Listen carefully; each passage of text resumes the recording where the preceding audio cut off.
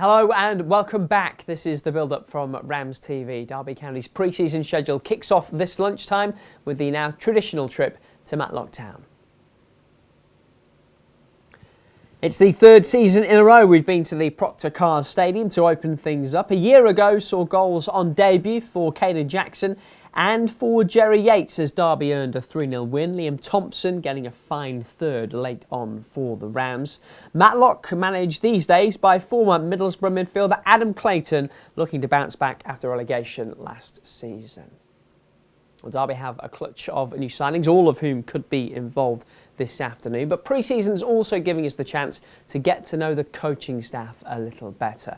We've been talking to assistant head coach Matt Gardiner for the first time, reflecting first on pre-season so far.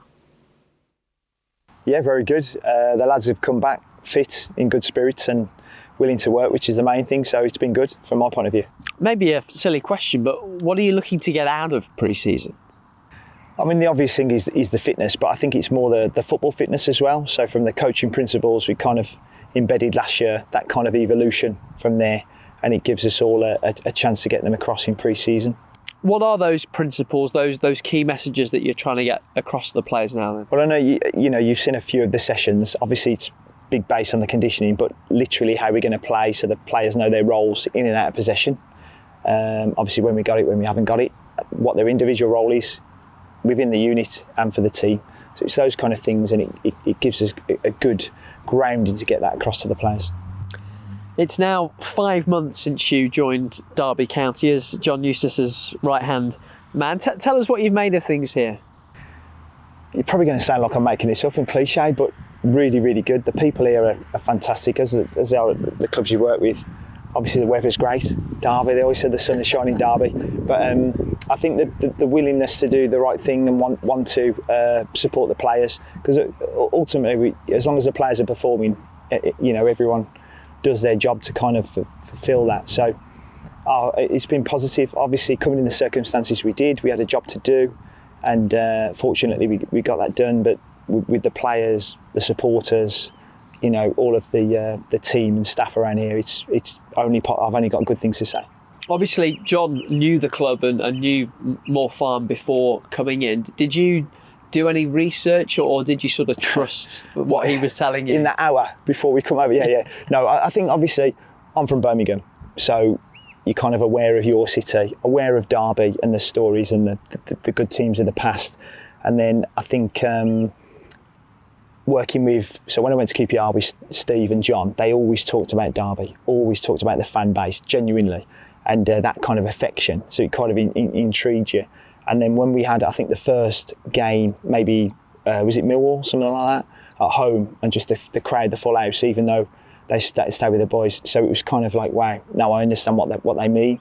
And even when you come back to the training ground from away games, there's some fans waiting for the team to come in. I think there's a willingness, for the club to do well and get back to, where they deserve to be. You and John have been together for quite a while now in one capacity or another. Can you tell us about the genesis of the relationship and the journey that you've been on? Yeah, obviously, 1, 2, 3, it's probably 4th, 5th club now. So it's kind of evolved, definitely an evolution. You can see how detailed John is with the way that we play. You've seen around the training ground, and I really like that. You want to be part of that professionalism, which I think he definitely brings. You've seen the kind of culture and the environment he set. Again, that's very similar to my own values and beliefs. I think it's important you kind of respect who you work for. And I like that, the way he gets across to the teams and the players, and you've seen kind of players' reactions of where they are. So I think in terms of what he needs me to do, it's kind of just making sure everything is kind of seamless as it can be to make sure we get that performance on a match day. I know that sounds quite broad, but it could be anything really, but just making sure that everything's set for the players to perform. That's kind of the remit. Bit broad, isn't it? You met or worked together certainly at Kidderminster for the first time, I think. Did you know him before that? No, I didn't know. I think that's the interesting thing. So I was kind of, I think joint manager at Worcester at that particular time, the National League, went across to Kidderminster, And my journey, I kind of was full-time work, part-time football. So I switched that and took a bit of a gamble really to go into full-time football, some opportunities. But I ended up at Kidderminster, and since we kind of worked together, it kind of clicked really. And we've always been kind of driving those standards. So I think a lot of the stuff that we embedded there, you know, you'd expect at a professional club, and we've been able to carry that on through and keep making it better. So yeah, I didn't know before. We see very much the business side of the manager, the head coach. What's he like behind closed doors with you guys in the coaching room? Exactly the same, driving it even more. Yeah, business. No, obviously he's a really good guy, but he's a really good guy.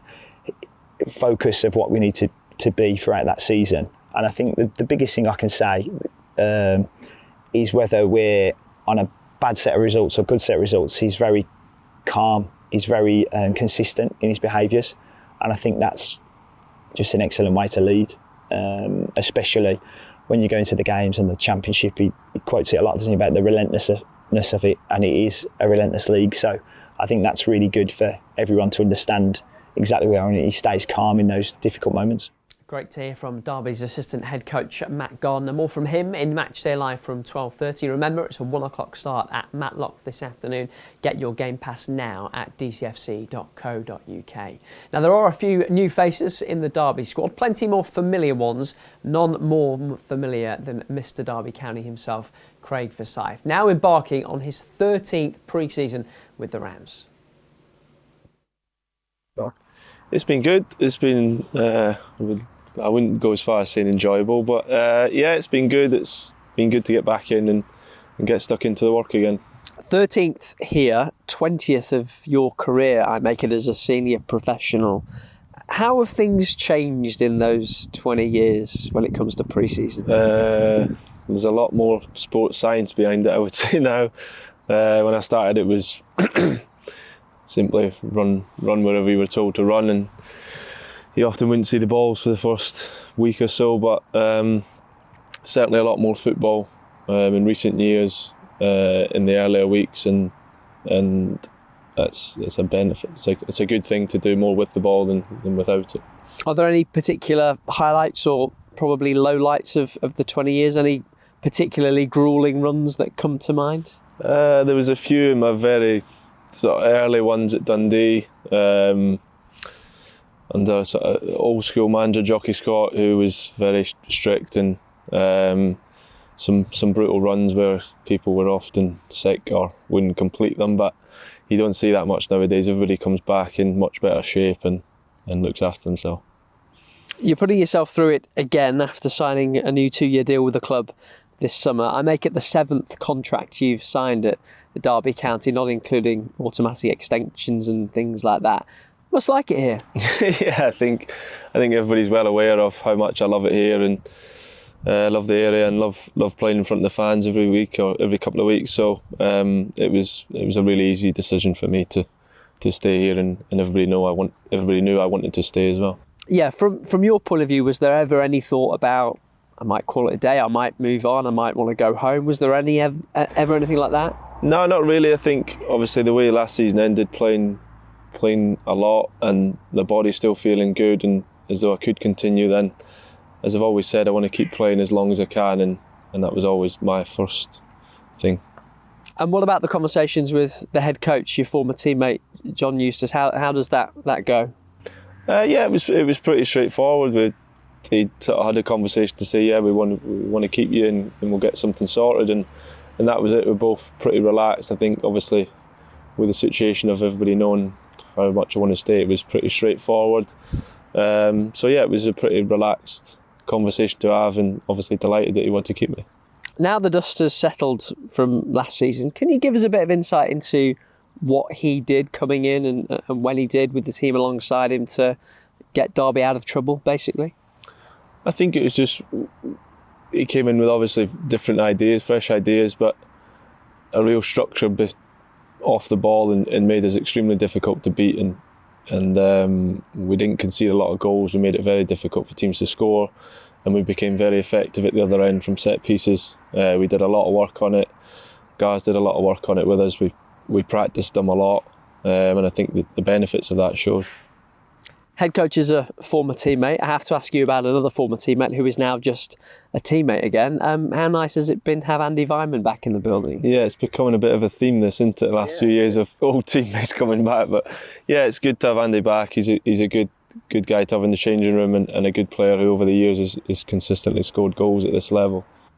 I think you guys stayed in touch after his time at Derby. Did he speak to you at all about coming back, or? Not really. We kind of joked when the gaffer got the job. Kind of jokingly said, and he's obviously when he went in for his operation, he joked that to get on to the gaffer to get him back in, and then I'd kind of heard whispers, and then it was obviously announced. So delighted to have him back. You've been back a couple of weeks now for pre-season. How nice will it be to play a game of football at Matlock to get the pre-season schedule started on Saturday? Yeah, it is. It always seems as though you sort of got that first block out the way when the first game comes up, and you can get into the games, and that's what everybody wants to do is get playing football again and blow the cobwebs off and get ready for the new season. And there he is, Craig Forsyth, back with the Rams once again. Lots of football coming up for you, even before the new championship season kicks off away at Stoke City on Saturday, the 9th of August. 4 more fixtures already announced, including the matchup with Red Bull Salzburg in Austria on Friday. You'll be able to see every kick of pre-season right here on RamsTV. It's a 1 o'clock start at the Proctor Cars Stadium this lunchtime, so Matchday Live is with you from 12:30 today. Sean Barker will be back in the studio alongside for Matlock Town against Derby County, and you can get your game pass at dcfc.co.uk now. I'll see you in a couple of hours. Goodbye for now.